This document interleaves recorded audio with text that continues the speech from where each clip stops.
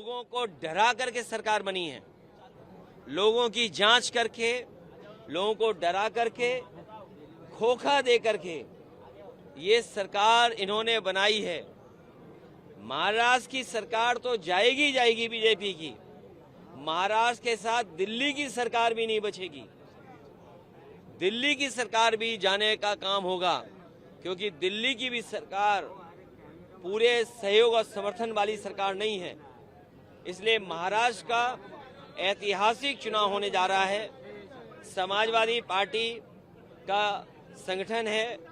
हमारी पार्टी के प्रदेश के अध्यक्ष अबू आसिम आजमी साहब पहले से विधायक रहेंगे, राज्यसभा मेंबर रहे हैं। हमारी पार्टी का रईस एक विधायक है, 2 विधायक हैं हमारे। और जहां जहां संगठन है, और आज हम इरशाद जागीरदार के कार्यक्रम में शामिल हुए हैं, ये लगातार जनता की सेवा कर रहे हैं, काम कर रहे हैं।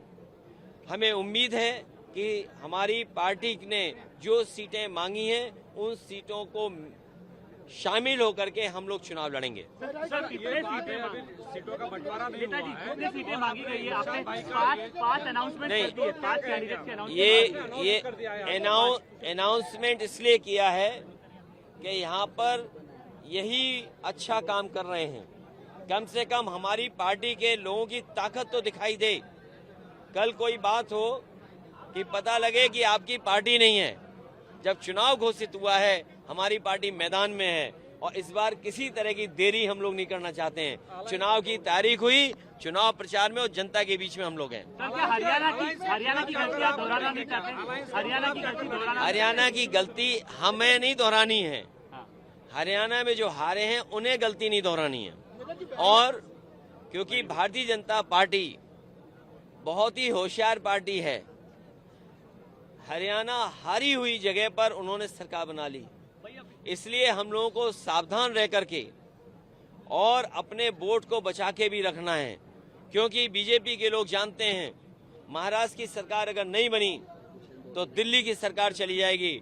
और महाराष्ट्र की सरकार इसलिए नहीं बनेगी क्योंकि महाराष्ट्र में लोग रोजगार और नौकरी करते थे। महाराष्ट्र में लोगों को रोजगार और नौकरी मिलती थी। आज महाराष्ट्र के कारखाने यहाँ से छीन करके गुजरात भेजे जा रहे हैं। जो प्रतिमा लगी थी छत्रपति शिवाजी महाराज को न केवल महाराष्ट्र के लोग बल्कि पूरे देश के लोग उन्हें मानते हैं, पूजते हैं।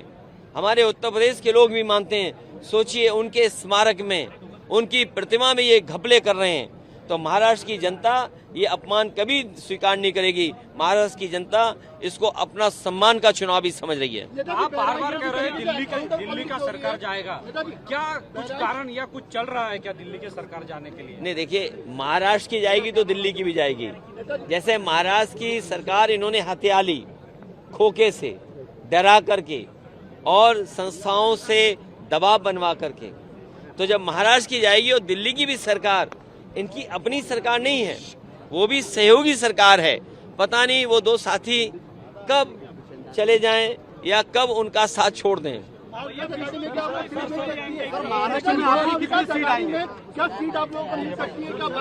महाविकास आघाड़ी में एमवीए में समाजवादी पार्टी ने 12 सीटें मांगी हैं। 2 विधायक हमारे हैं और हम वो लोग हैं जो कभी कभी कम सीटों पे भी संतुष्ट हो जाते हैं। कम से कम सम्मान की तरह जिस तरीके से समाजवादी लोग यहाँ तैयारी कर रहे हैं, इरशाद हैं।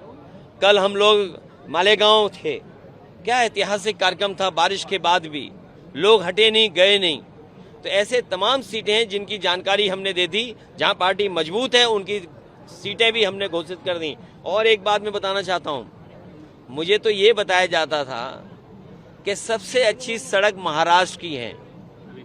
कल मैं मालेगांव से लेकर के धुलिया आपके शहर तक आया हूं, मैं गड्ढे नहीं गिन पाया। ये टोल इसीलिए लेते हैं, लगता गड्ढा भरने के लिए, लेकिन उस टोल से गड्ढा नहीं भरा जाता। आपकी जेब से पैसा निकाल करके ये अपनी जेब में रख ले रहे हैं, और उसका परिणाम यह है कि सड़कों पे गड्ढे हैं। हमारे यहाँ उत्तर प्रदेश में जो सड़कें बनी हैं उसमें आप हवाई जहाज उतार सकते हैं। और जिस समय समाजवादी लोगों ने सुकोई, मिराज और हरक्यूलिस सड़क पे उतारा था, उसी समय देश के प्रधानमंत्री जी देश के सड़क मंत्री ने ये कहा था कि हम ऐसी 30 हाईवे बनाएंगे जिन पर हवाई जहाज उतर सकता है। बताओ, यहाँ के तो सड़क मंत्री हैं, क्या आपके धुले और मालेगांव के बीच में हवाई जहाज उतर सकता है? नहीं। गड्ढे से बच जाओ, तभी कुछ हो पाएगा। सर क्या अखिलेश यादव जी को लीडरशिप भूमिका में देखेंगे महाराष्ट्र में? लीडरशिप भूमिका में देखिए, समाजवादी पार्टी का संगठन है। देखिए, हमारी पार्टी का लक्ष्य है कि हमारा जनाधार बढ़े और बीजेपी को हरा लें। और बीजेपी को हराने के इसलिए बीजेपी को हराना जरूरी है क्योंकि हमारे देश की जो संस्कृति है वो मिली जुली संस्कृति है। हमने सबको अपनाया है, उन्होंने हमें अपनाया है। जो लोग यहाँ आए, उस भारत भूमि पर जो लोग आए उन्हें अपना लिया, हमने उन्हें अपमान लिया। और ये एक मिनट, अरे रुक जाओ भाई, ये जो जगह है महाराष्ट्र, इसी से नारा दिया था क्विट इंडिया। इसी महाराष्ट्र ने, बाल गंगाधर तिलक जी ने गांधी जी को बुला करके देश की लड़ाई को आगे बढ़ाने का काम किया था। तो महाराष्ट्र का संदेश देश की राजनीति को बदलने वाला संदेश होगा। ये महाराष्ट्र का ऐतिहासिक चुनाव है और हमारे यहाँ पर प्रत्याशी इरशाद भाई हैं। सर ओबीसी के जनगणना के बारे में देखिए, ओबीसी के जनगणना के बारे में आपने कहा, मैंने ये कहा, मोदी जी ऐसा कहते हैं कि ओबीसी की जाति ने जनगणना के साथ साथ मुस्लिम धर्मियों में भी जाति के आधार पर चर्चा क्यों नहीं करती विरोधी पक्ष के? देखिए, आपके पार्टी और इंडिया अलायंस के बारे में क्या कहेंगे? देखिए, बाबा साहब भीमराव अम्बेडकर जी का बनाया हुआ संविधान और संविधान के तहत जो आरक्षण है, वो आरक्षण हमारा धर्म के आधार पर नहीं है, आरक्षण हमारा जाति के आधार पर है। जो सामाजिक न्याय की लड़ाई महाराष्ट्र उठी थी और आज नई लड़ाई उठी है, न जाने किस समय पे ज्योतिबा फूले या साहू जी महाराज से लेकर के तमाम महापुरुषों ने यहाँ सामाजिक न्याय की लड़ाई लड़ी है। और सामाजिक न्याय के लिए, आरक्षण के लिए जाति जनगणना होनी चाहिए। इसलिए आप प्राइम मिनिस्टर के चक्कर मत पड़िए। प्राइम मिनिस्टर ये नहीं जानते। रुक जाओ। ए भाई, तेरा इस सवाल का जवाब दे रहा हूँ। प्राइम मिनिस्टर ये नहीं जानते हैं। प्राइम मिनिस्टर संविधान पढ़ें, प्राइम मिनिस्टर संविधान का वो चीज देखें जिसमें कहा गया कि आरक्षण जाति के हिसाब से, धर्म के आधार पे नहीं है। हम सामाजिक न्याय की लड़ाई लड़ रहे हैं, सामाजिक न्याय के लिए जाति रहना जरूरी है। इसलिए अरे भाई, तुम नहीं पढ़े लिखे हो। पढ़े लिखे हो, नहीं पढ़े ना। धर्म के आधार पे आरक्षण नहीं है, जाति के आधार पर आरक्षण है। वो मैं जो बात बोल रहे, मैं जानता हूँ क्या पूछना चाहते हो, लेकिन जो संविधान है, जो बाबा साहब भीमराव अम्बेडकर जी ने संविधान दिया है, उस संविधान के तहत आरक्षण होना चाहिए। बाबा सिद्दीकी की हत्या की गई, कितना बड़ा मामला लगता है बाबा सिद्दीकी? देखिए, मैं हालांकि हमारे पुलिस अधिकारी भी हैं, पुलिस के लोग भी हैं, और जो सवाल आपने पूछा है कि हत्या हो गई, हमने तो ऐसी हत्या देखी है कि आप ही के प्रेस के बनकर के आए हत्या कर दी। भूल गए? तो ये सरकार सब जानती है। अगर सरकार की जानकारी में है तो सरकार को सच्चाई बतानी चाहिए। इस देश की जनता कम से कम सच्चाई तो जाने कि आखिरकार क्या साजिश थी, क्या षड्यंत्र था। आप केवल महाराष्ट्र में एक मंत्री की हत्या हो जाए तब हो जाए हत्या, जब उसके पास किसी कैटेगरी की सिक्योरिटी है, वाई कैटेगरी, एक्स कैटेगरी, ये वाई प्लस की कैटेगरी सिक्योरिटी होने के बाद हत्या हो जाए, और फिर किस पे आरोप लग रहा है।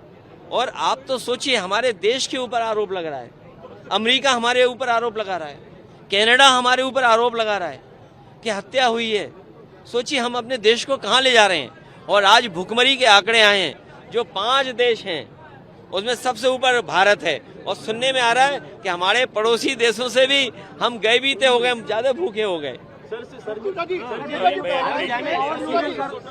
ये जो बिजली का सवाल है, हम लोग बुनकरों की मदद करेंगे।